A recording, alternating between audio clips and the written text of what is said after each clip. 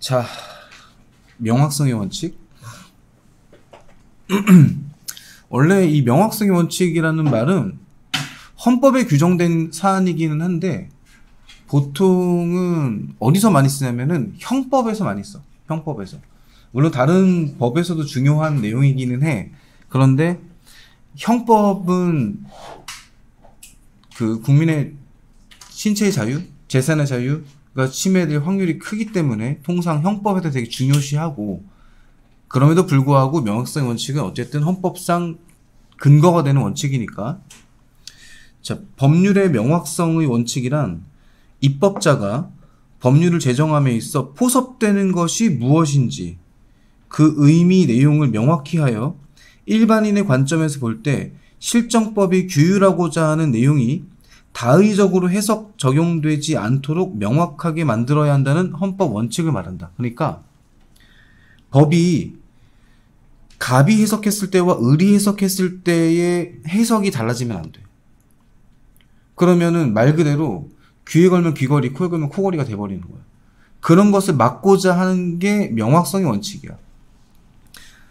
자, 법의 명확성은 법률이 규율하고자 하는 사항을 명확한 용어로 규정함으로써 법 규범의 수범자에게는, 수범자라는 말은 그 법에 적용을 받는, 그 법을 지켜야 하는 그런 사람들을 우리 수범자라고 하는데, 법 규범의 수범자에게는 법이 규율하는 내용을 미리 알 수 있도록 하여 일상적인 생활에서의 행동 기준을 제공하고, 법 집행자에게는 객관적인 판단 기준을 주어 차별적이거나 자의적인 법의 해석 집행을 방지하게 한다. 그러니까 단순히 이 법을 지켜야 하는 사람들을 대상으로만 적용되는 원칙이 아니야. 그러니까 이걸 지켜야 하는 일반적인 국민들이 판단했을 때의 어떠한 A법 1조 1항의 내용이 그 법을 집행하거나 내지는 법을 해석하는 사람들이 해석하는 내용과 다르다라면 나는 지켰다고 지켰지만 위법 행위가 될 수 있잖아. 그러니까 이렇게 다의적이면 안 된다라는 게 가장 큰 논지거든. 법의 명확성은 법의 형식성을 확보하고 유지하는 데 필수 불가결한 요소이며, 법률 불소급 원칙과 함께 법치주의의 내용을 이루어 법치국가 원리가 지향하는 이념인 법적 안정성을 지키는 중대한 역할을 한다. 지금 여기서 법적 안정성이라는 말 나왔지. 이게 법의 세 가지 이념 중에 하나인데, 정의, 합목적성, 법적 안정성 이렇게 말한다고.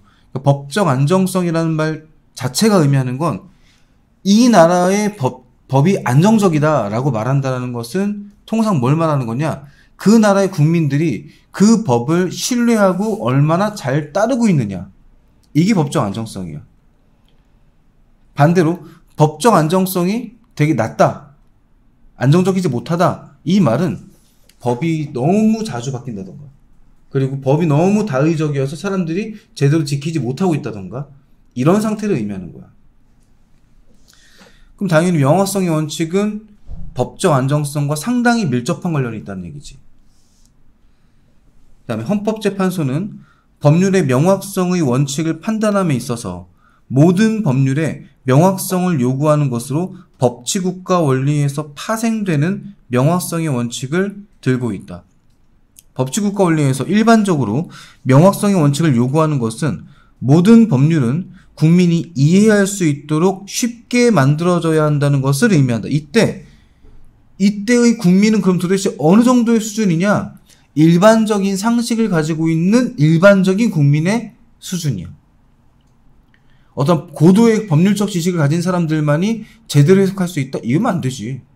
그런 사람이 우리나라 몇 프로나 된다고? 자, 이와 같은 넓은 의미에서의 명확성의 원칙은 기본권을 제한하는 입법이 아닌 영역에서 주로 적용되는 원칙이라 할 수 있다. 기본권 제한 입법에 있어서의 명확성의 원칙은 일반적인 법률에 비해 법률이 기본권을 제한한다는 데 초점을 두어 조금 더 엄격한 명확성을 요청한다. 그러니까 기본권을 제한한다는 것은 말 그대로 그 해당 법률로 인해서 국민의 기본권이 말 그대로 제한이 된다는 얘기잖아. 그럼 더더욱이나 명확해야 돼. 다의적 해석이 이루어지면 안 된다는 얘기지. 그래서 더 엄격해야 된다. 기본권 제한 입법에 있어서의 명확성의 원칙을 언급한 판례로는 자동차 운송업자가 준수해야 할 사항을, 여기 지금 공공복리라는 개념으로 규정한 자동차 운수사업법 제24조 제1항의 위헌 사건에서 헌재는 직접적인 처벌 규정이 아닌 이 사건 조항들이 공공복리라는 개념을 사용하고 있더라도 동법의 목적과 자동차 운수사업의 전문성, 기술성, 시의성, 그리고 동법의 적용을 받는 수범자가 사업 면허를 받았거나 등록을 받은 자동차 운송사업 종사자임을 감안할 때 이는 자동차 운수사업에 관한 질서 확립과 자동차 운수의 발달 도모를 통한 운송에 있어서의 안전과 쾌적 및 편의 등에 관한 것으로 예측할 수 있고, 또 이 사건 조항들이 처벌 규정이 아닌 일반적인 준수사항의 개괄적 내용과 이에 위반할 경우 필요한 조치를 취할 수 있다는 정도의 내용을 담고 있는 점을 함께 고려할 때 일반적 명확성 원칙을 위반한 것이라 할 수 없다고 한 것이 있다. 그러니까 이 자동차 운수사업법에 관련해서 공공복리라는 단어가 논쟁이 된 거야. 이거 너무 불명확한 개념 아니야? 공공복리, 그러니까 공공에게 이익이 있어야 된다라는 얘기인데 이거는 좀 위헌 아닌가라는 논쟁이 있었으나 이에 대해서 헌재는 일반적인 상식선에서 일반적으로 명확성의 원칙을 위반한 것이라고 볼 수는 없다. 또한 이것이 국민의 기본권을 일반적으로 제한한다라고 보기는 어려운 법률이기 때문에 이건 위헌이라고 볼 수 없다. 이렇게 판단한 사례가 있다. 그러니까 이것이 시사하는 바는 기본권 제한 입법 같은 경우에는 좀 더 엄격한 이 명확성의 원칙을 요한다. 그렇기 때문에 이에 대해서 위헌 소송이 이루어졌었다. 이게 포인트죠. 명확성의 요청이 구성요건과 법적 효과 등을 모두 서술적으로 상세하게 규정하여야 한다는 것을 반드시 의미하지는 않지만 적어도 법률을 적용하는 법관의 입장에서 볼 때 보충적인 가치 판단을 통하여 그 의미 내용이 확인될 수 있어야 함은 물론 수범자인 국민의 입장에서 볼 때는 법문이 사회의 아까 내가 했던 말이지. 법문이 너무 얇아.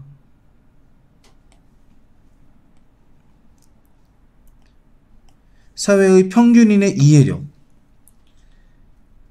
통하여 그 의미 내용을 파악할 수 있어야 하고, 나아가 그 법문의 규정사항에 대한 위반 시 부여되는 규제의 위험에 대한 판단 가능성이 존재하여야 한다.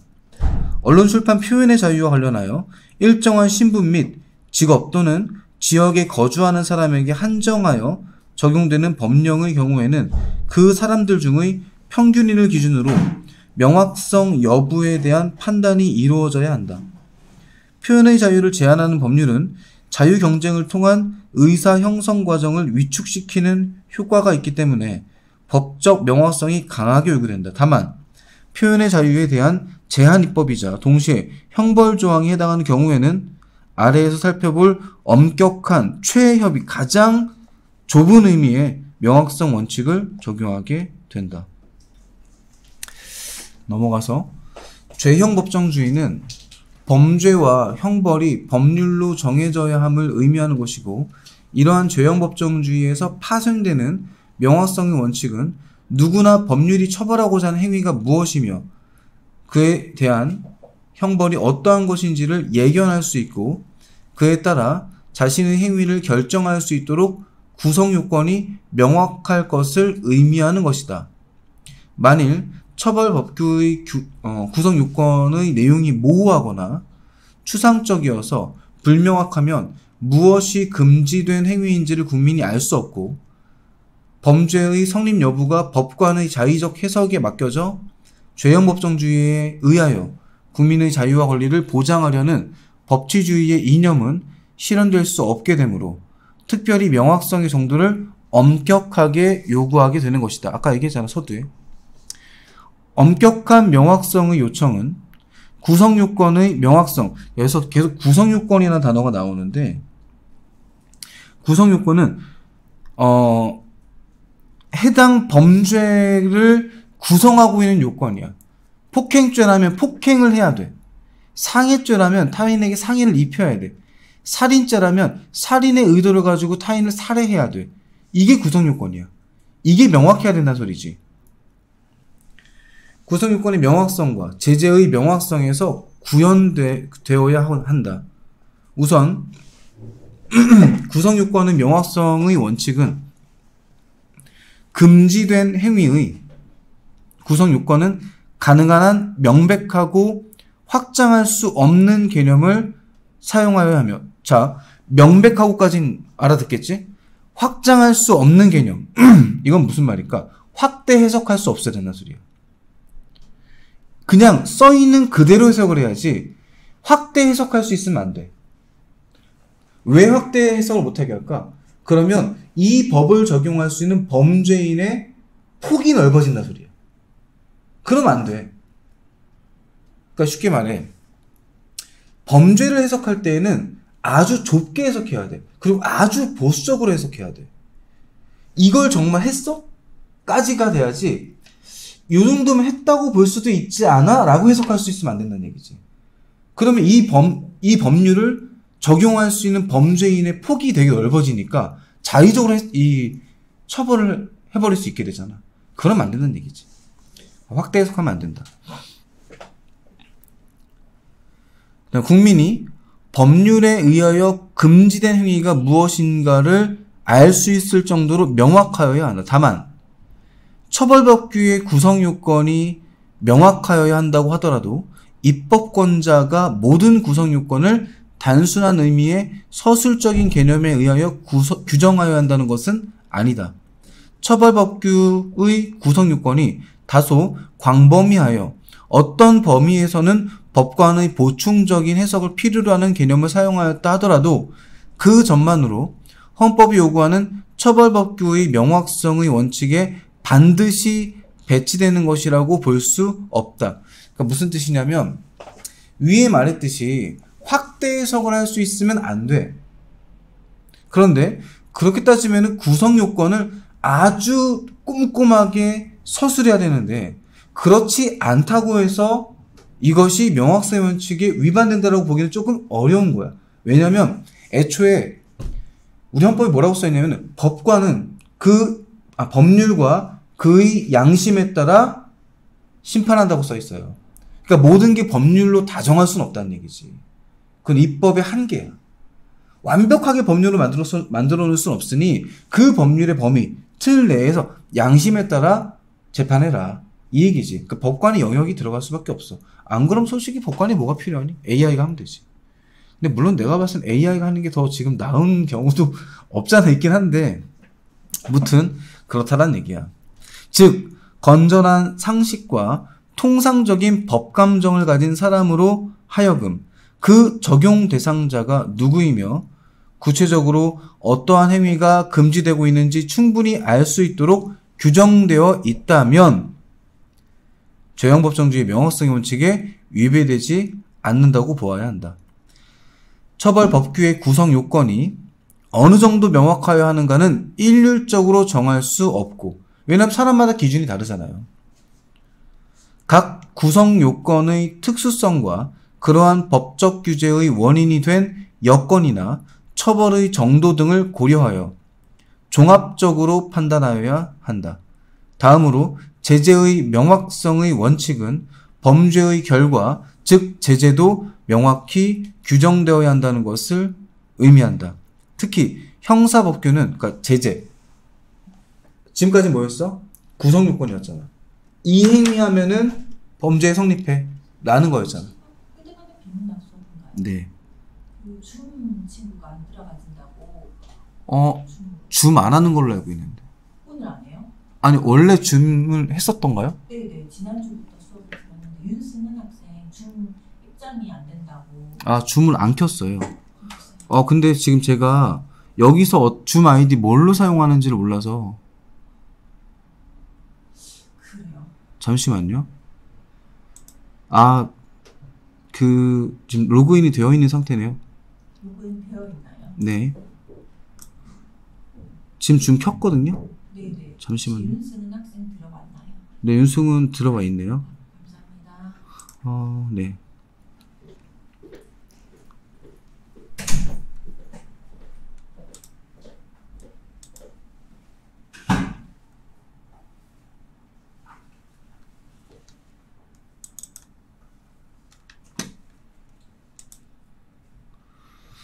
얘들아, 선생님 얘기 들리니? 이거 누가 세팅을 해줬어야 되는데? 네, 들려요. 오케이. 그래서 화면이 안 떴어. 화면이 안 뜨나? 그렇지. 잠깐만.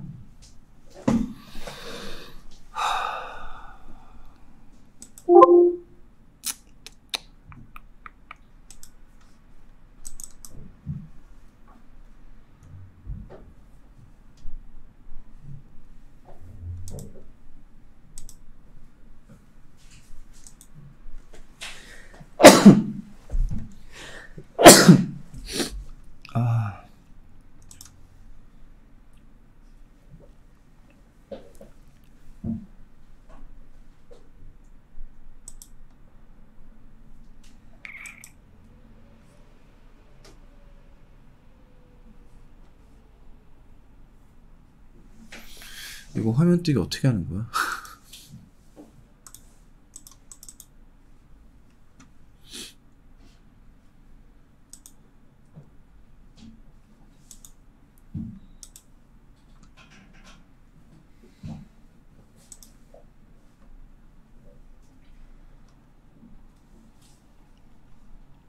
보세요. 이거 화면이 선생님 이거 줌 화면이 지금 안 보인다고 하는데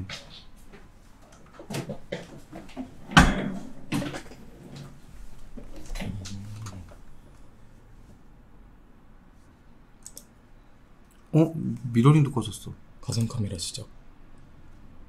이제 보여요.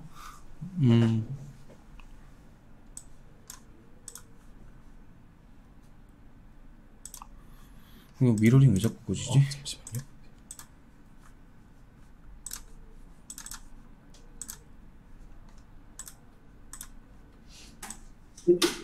이거 지금 연결되어 있는 거 아닌가요? 네, 연결돼 있는데 이렇게 지금 안 나오네요.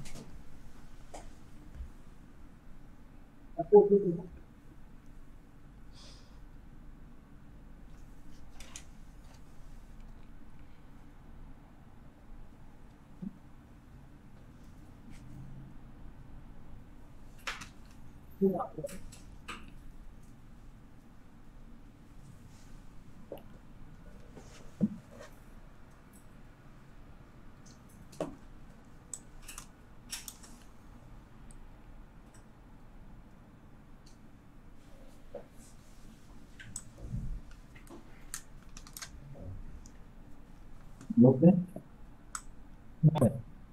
예, 진행하시면 네네. 되겠습니다. 네, 지금 줌을 켜가지고 이미 진행된 거는 어차피 선생님이 그 클래스 좀 올려줄 테니까 보고. 오케이.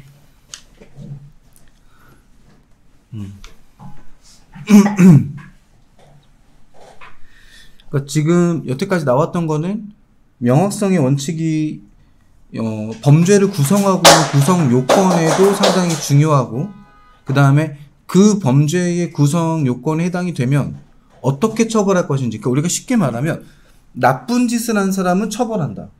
그러면 나쁜 짓이라는 게 만약에 구성 요건이라면 처벌하기 위한 요건이잖아. 나쁜 짓. 근데 나쁜 짓의 개념이 불분명하지. 그럼 이건 명확성 원칙이 어긋나는 거야. 그럼 구성 요건상이 어긋나고, 그 다음에 처벌하겠다. 이건 제대잖아? 근데 처벌이라는 개념은 또 어떻게 처벌할 것인지에 대해서 불명확하잖아. 그러니까 이것도 명확성의 원칙이 위배가 되는 거지. 그래서 자, 지금 우리가 본 부분이 여기거든. 이 부분. 다음으로 제재의 명확성의 원칙은 범죄의 결과, 즉 제재도 명확히 규정되어야 한다는 것을 의미한다. 이 얘기거든. 특히 형사법규는 그 범죄에 대하여 어떤 형벌 또는 보완 처분을 과할 것인가도 명확히 규정하여야 한다.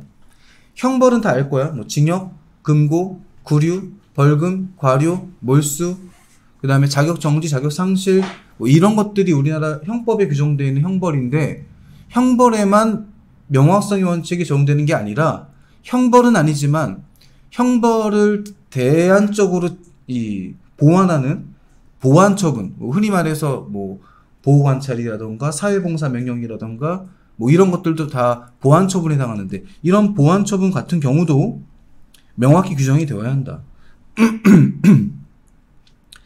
자, 범죄 행위의 유형을 정하는 구성 요건 규정과 제재 규정인 처벌 규정을 별도의 조항에서 정하고 있는 법규의 명확성의 문제된 사안에서 헌재는 처벌 규정에서 범죄 구성 요건에 해당하는 당해 법률 규정을 명시하는 것이 통상의 예이고, 법규 수범자는 처벌 규정에서 정한 당해 법조에 의해 자신의 어떠한 행위가 처벌받는지를 예측할 수 있게 하여야 하므로, 처벌 규정에서 범죄 구성 요건에 해당하는 규정을 특정하지 아니하였을 뿐만 아니라 처벌 규정 자체에서도 범죄 구성 요건을 정하고 있지 아니하여 금지하고자 하는 행위의 유형의 실질을 파악할 수 없도록 하고 있다면, 이는 죄형법정주의의 명확성 원칙에 위반된다고 판시한 바 있다. 즉, 처벌 규정에서 범죄 구성 요건에 해당하는 규정을 특정하지 아니하고 처벌 규정 자체에서도 범죄 구성 요건을 정하고 있지 아니하여 금지하고자 하는 행위 유형의 실질을 파악할 수 없도록 하고 있다면, 이는 죄형법정주의의 명확성 원칙에 반하는 것이다. 지금 뒤늦게 들어온 사람들을 위해서 간략하게 짧게 정리를 하자면, 명확성의 원칙이라는 것은 일반적인 상식을 가지고 있는 국민이 누가 봐도 해당 법률 규정을 보면 아, 이 말이구나 라고 이해할 수 있도록, 다만 그것을 읽는 사람들마다 다의적으로 해석되면 안 되는, 누가 봐도 하나로 이해할 수 있도록 법규가 규정되어야 된다. 만약에 그렇지 아니하고 그러니까 보는 사람의 관점에 따라서 법규 내용이 달리 해석될 수 있게 된다면 그것은 명확성의 원칙에 어긋난다. 이게 첫 번째였고, 그런 이러한 명확성의 원칙은 국민의 기본권을 제한하는 경우에 더더욱이나 명확하게 지켜져야 한다. 그 대표적인 것이 국민의 신체의 자유와 재산의 자유를 제한할 수 있는 형법 규정에서 더더욱이나 엄격하다. 그래서 우리 형법은 형법 제1조에서 규정하고 있듯이 모든 범죄의 성립은 행위시 법률에 의한다. 다시 말해 죄형 법정주의를 표방하고 있고, 이 죄형 법정주의의 대표적인 파생 원칙이 명확성의 원칙이다. 그래서 우리가 일반적으로 자, 어떠한 행위를 하면 이 범죄에 해당해. 그럼 예를 들어서 살인죄라면 사람을 살해한 자는 이게 살인죄예요. 여기까지 사람을 살해한 자는, 여기까지가 살인죄의 구성 요건이야. 근데 지금 우리 형법 250조에 써있는 사람을 살해한 자는, 이거 다의적으로 해석이 돼요? 아니잖아. 누가 봐도 사람을 살해한 거야. 그럼 예를 들어 동물을 살해했다. 그럼 이것은 살인죄가 성립하지 않는다라는 얘기지. 누가 봐도 해석할 수 있잖아. 이게 구성 요건의 명확성. 그 다음에 그 뒤에 뭐라고 써있느냐, 사람을 살해한 자는 사형 또는 무기징역 또는 5년 이상의 징역에 처한다. 이 말 자의적으로 해석돼요? 그냥 있는 그대로 그래, 내가 사람을 죽이면 살인죄에 해당이 되는데 그럼 나는 사형당할 수도 있고 무기징역을 선고받을 수도 있고 최소 5년 이상은 내가 깜빵에 가겠구나. 누가 봐도 이해할 수 있잖아. 이게 명확하다는 얘기지. 이해됐죠? 때로는 한 법규 조항에 안 나와도 된다 이 말이야. 맨 마지막 줄에 나온 말은. 그 예를 들어서 뭐 무슨 법 제 몇 조 1항에는 구성요건만 나와 있어. 어떻게 처벌하겠다는 소리는 안 써 있어. 근데 2항에 위 1조에 해당하는 행위란 자에게는 뭐 얼마 이상의 벌금, 얼마 이하의 징역 또는 금고에 처한다. 이런 식으로 써 있어. 이래도 된다는 얘기지. 꼭 한 조항에 써 있어야 될 필요는 없다. 다만 이것이 범죄 구성 요건에 대한 규정을 특정하지도 않았고 처벌 규정도 특정되지 않고 자의적이다. 그러면 명확성 원칙에 반하는 것이다. 이 말이다. 이 긴 내용이 이렇게 또 간단하게 정리가 되다니. 문제 볼까요? 1번 다음 법원이 의미하는 근대 형법의 최고 원리에 대해 옳게 설명하고 있는 사람. 법률 없으면 범죄도 없고 형벌도 없다. 이게 바로 죄형 법정주의예요.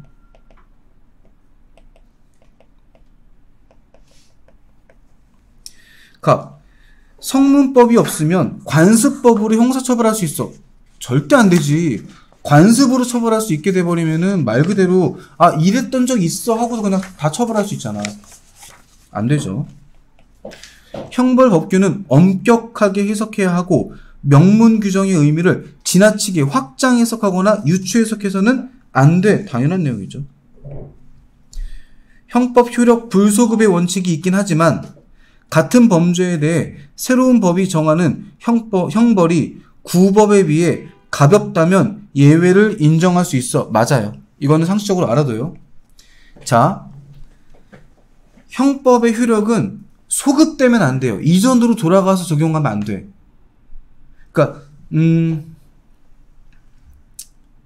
그러니까 행위시 법률에 의하는 것이기 때문에 내가 지금 어떠한 행위를 했을 때 이때 내 행위가 범죄로 성립하지 않으면 앞으로도 쭉 범죄가 되지 않아. 이 원칙이야. 근데 나중에 법을 만들었어. 근데 그 만든 법이 과거의 법보다 형량이 적어. 과거의 법은 5년 이상의 징역에 처한다. 였는데 법을 개정했는데 5년 이하의 징역에 처한다. 라고 바뀌었어. 그럼 이게 피고인에게 더 유리하지. 5년 이하를 적용해 주는 게. 그러면 적용해 주겠다. 왜? 피고인에게 유리한 건 인정하니까. 다음 정. 범죄와 형벌을 명확하게 규정해야 국민의 법 생활에 예측 가능성이 생기고 법관의 자의적인 법 적용을 배제할 수 있어. 맞죠? 그래서 답은 5번이에요. 2번에 다음 자료에 대한 법적 판단으로 옳은 것은 A국 형법에는 미풍양속을 해친 자는 처벌받는다. 미풍양속을 해친 자는 처벌받는다. 딱 봐도 이상하지 않아? 도대체 미풍양속은 어디까지야? 아름다운 풍속. 처벌받는다. 어떻게 처벌하겠다는 소리야? 알 수 없죠? 사람들이 많은 곳에서 신체를 과다하게 노출. 어디까지가 과다한 거야? 뭐 가슴을 드러낼 정도까지 입어야 과다한 거야? 아니면 속옷은 입었는데 그게 과다한 거야? 알 수 없잖아요. 딱 봐도 명확성의 원칙에 위배됐죠? 비국 형법에는 주차 금지 장소에 주차를 한 자는 징역 10년에 처한다. 주차 잘못하면 깜빵 10년 이상 가요? 말도 안 되죠? 무면허 운전을 하다가 사망사고를 일으킨 자는 징역 5년 이하. 무면허에 사망을 하게 했는데 5년 이하야. 뭔가 안 맞지 지금. 써줄게. A국 같은 경우에는 명확성의 원칙에 위배된 거고요. 그 다음 B국 같은 경우에는 적정성에 위배된 거예요. 다음 C국에서는 최근 형법을 개정하여 컴퓨터 바이러스 유포 등을 범죄로 규정하였다. 그런데 개정 전에 이러한 행위를 한 사람들까지 개정된 형법 조항을 적용하여 처벌하였다. 이러면 안 되잖아.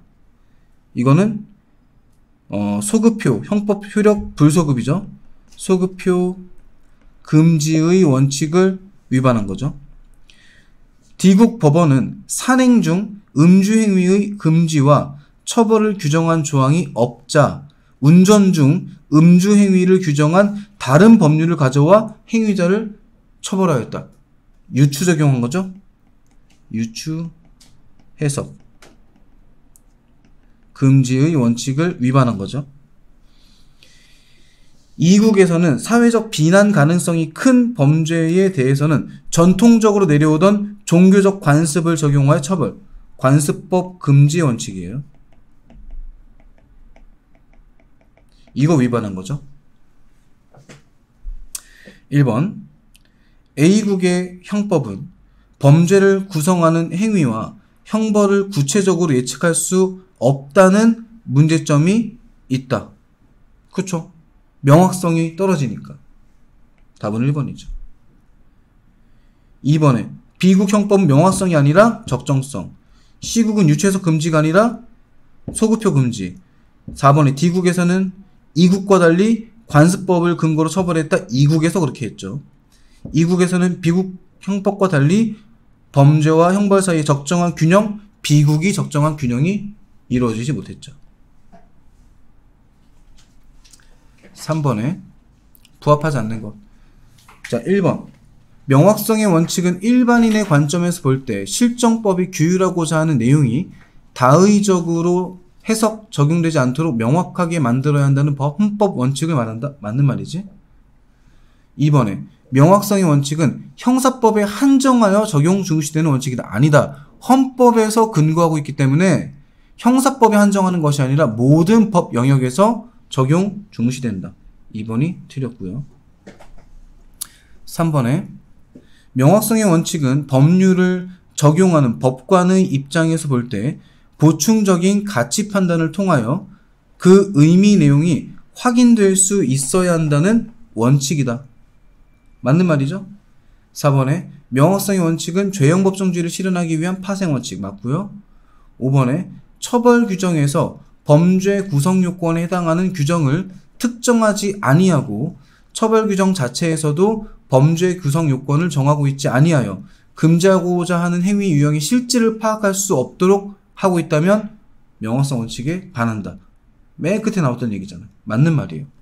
4번 여러분들이 해보시면 되고, 시간이 애매해서 스님이 위의 내용에 대해서 조금 부연 설명을 할게요. 자, 죄형 법정주의는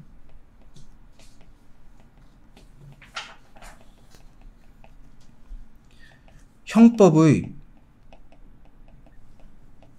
기본 원리야. 즉, 법률이 없으면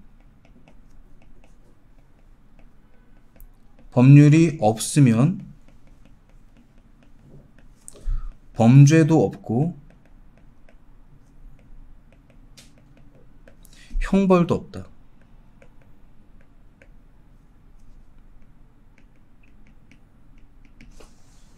이름 그대로 해석하면 돼요. 범죄와 형벌은 법으로 정한다 라는 뜻이에요. 그래서 우리 형법에 내가 한 행위가 범죄로 써있지 않다라면 그건 범죄가 아니다라는 뜻이거든. 그럼 이러한 죄형 법정주의를 실현하기 위한 파생 원칙들이 있어요. 그게 오늘 한 내용 첫 번째가 명확성의 원칙이야. 그래서 이 명확성의 원칙은 더 이상 부연 설명 안 해도 이해했을 거라고 보고,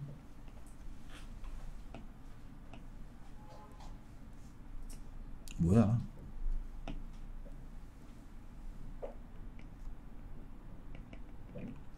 두 번째가 관습형법 금지의 원칙이 있어요. 우리 민법은 법률이 없으면 관습에 의하고 관습이 없으면 조리에 의한다 라고 돼 있어. 그렇기 때문에 우리 민법 같은 경우에는 불문법의 대표적인 종류 중에 하나인 관습법을 인정을 해줘. 하지만 우리 형법은 엄격하게 금지한다. 왜? 죄형 법정주의를 따르니까. 그 다음에 세 번째가 형벌, 효력, 불소급의 원칙. 같은 말로 소급표 금지의 원칙이에요.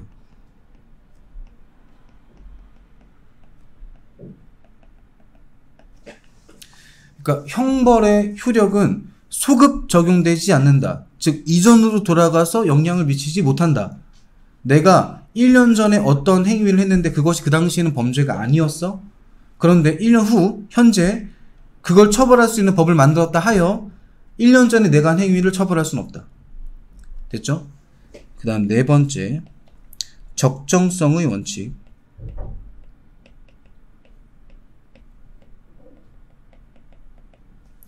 이건 범죄와 형벌에는 적정한 균형이 이루어져야 한다.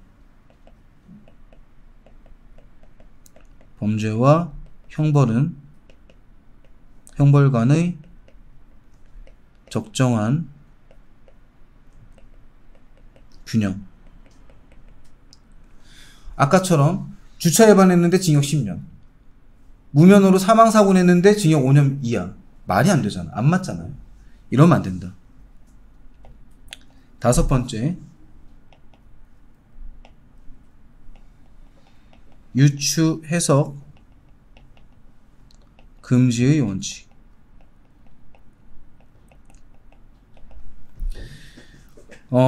법률을 적용할 때에는 해당 법률이 있으면 그걸 그대로 적용을 해야지, 해당 행위를 처벌할 수 있는 법률이 없다고 하여 이와 유사한 다른 법률을 끼워 붙여가지고 처벌하면 안 된다.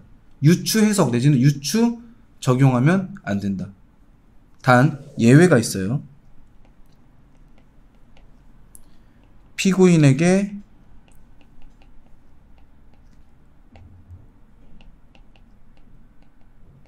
유리한 유추 해석은 가능해요. 우리 법원은 피고인을 처벌하기 위한 목적으로 존재하는 게 아니라 정의를 실현하기 위한 목적으로 존재하기 때문에 아무리 피고인, 흔히 말해 우리가 범죄를 저질렀다라고 의심하는 사람이라고 할지라도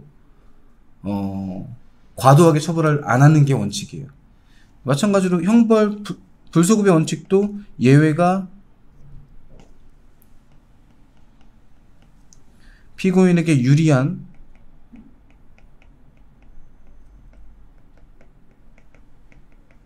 소급 적용은 가능해요.